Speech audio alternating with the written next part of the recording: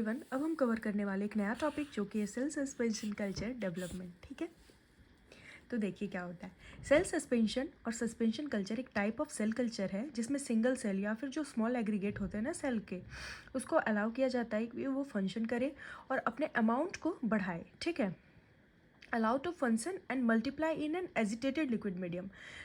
Simply आप ये समझ सकते हैं कि एक लिक्विड मीडियम में एक सिंगल सेल को डाला गया, वो खुद के ही सेल को एग्रीगेट करके मल्टीप्लाई करके बहुत सारे और भी सेल्स का फॉर्मेशन किया। ठीक है, तो सेल सस्पेंशन कल्चर को हम लोग प्लांट सेल कल्चर भी कहते हैं। ये एक सिस्टम होता है प्रोडक्शन ऑफ फाइन केमिकल्स का। इसको इंट्रोड्यूस किया गया था सबसे पहले जी हैवर्लैंड के द्वारा। ठीक है, ये बेसिक की है प्लांट टिश्यू कल्चर का और टोटिपोटेंसी ऑफ द सेल को शो करता है। उसके बाद अगर हम बात करें कि इसका मीनिंग ये होता है कि ईच प्लांट, जो भी प्लांट है, उसके पास ये पोटेंशियल होता है कि वो रीजनरेट करे और compete करे प्लांट के साथ। ठीक है, सेल सस्पेंशन कल्चर रिक्वायर करता है ऑप्टिमाइजेशन ऑफ सेल लाइन और cultivation of media and the bioreactor system. अब टाइप्स ऑफ सस्पेंशन कल्चर की बात करें तो पहला होता है बैच कल्चर। बैच कल्चर के अंदर स्लो रोटेटिंग कल्चर आता है, शेकर कल्चर आता है, स्पिनिंग कल्चर आता है और स्टिड कल्चर आता है। कॉन्टिन्यूस कल्चर के अंदर क्लोज्ड कॉन्टिन्यूस कल्चर आएगा और ओपन कॉन्टिन्यूस कल्चर आएगा। और ओपन कॉन्टिन्यूस कल्चर का जब सब टॉपिक हम देखेंगे तो वो है केमोस्टैट और टर्बिडोस्टैट।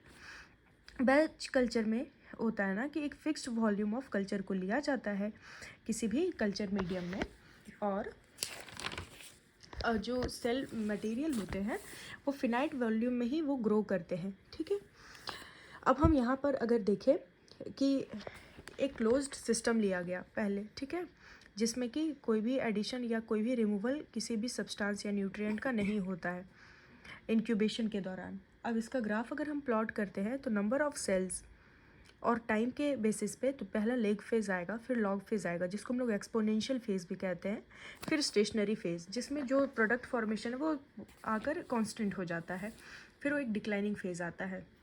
लैग फेज़ में क्या होगा, सेल प्रिपेयर करेगा खुद को डिवाइड करने के लिए।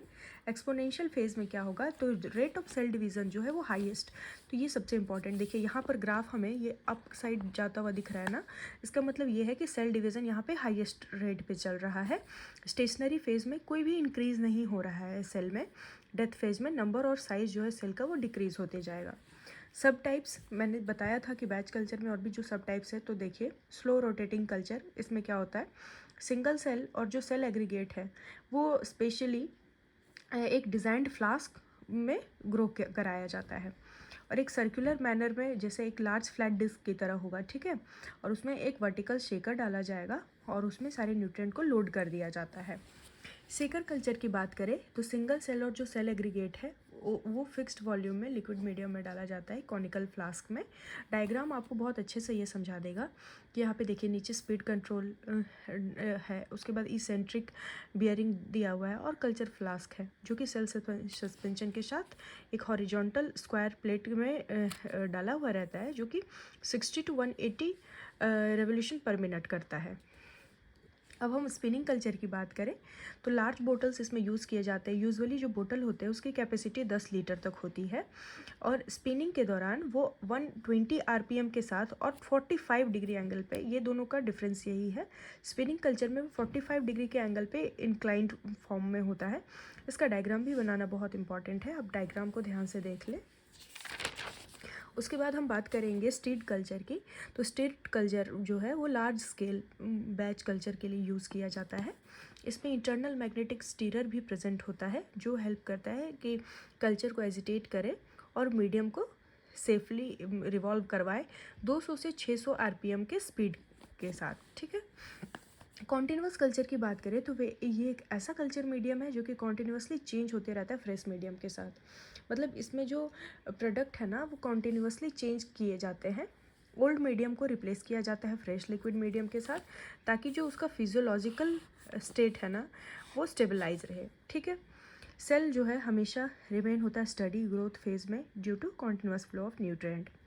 क्लोज कॉन्टिन्यूस सस्पेंशन की बात करें तो यहाँ पे कल्चर मीडियम जो है वो रिप्लेस किया जाता है फ्रेश मीडियम के साथ। Cells from used medium is separated and added back to culture.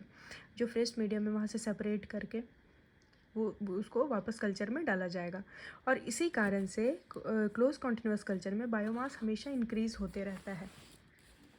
Open continuous suspension culture में क्या होता है कि जो यूज्ड मीडियम है वो रिप्लेस किया जाता है फ्रेश मीडियम के साथ, लेकिन सेल जो है वो ऐड बैक नहीं होंगे, और इसीलिए वो कल्चर का कांस्टेंट और सब मैक्सिमल ग्रोथ जो है वो मेंटेन रहता है। कीमोस्टेट नाम से ही पता चल रहा है कि इसमें सिलेंड्रिकल और सर्कुलर शेप का फ्लास्क होगा जिसमें कुछ केमिकल सब्सटेंस डाले जाएंगे, और एरेशन मतलब कि आउटलेट्स जो पोर प्रेजेंट होते हैं ना वहाँ से एयर अंदर डाला जाता है, और जो भी सब्सटेंस यूज्ड अप हो चुके हैं उन्हें रिमूव किया जाएगा। टर्बिडोस्टैट की बात करें तो ये टर्बिडिटी ऑफ कल्चर ये कांस्टेंट मैनिपुलेटिंग रेट के साथ ये मूव करते रहता है,